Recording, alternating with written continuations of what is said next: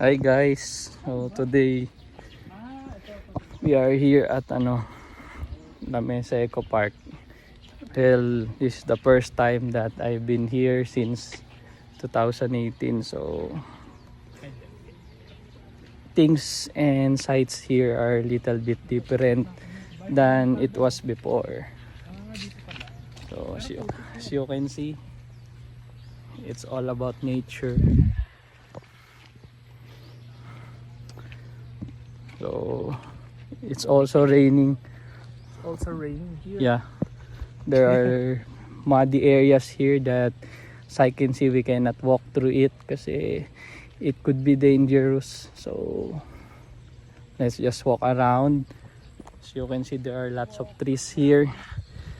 We spoke with the vendors a while ago and they told us that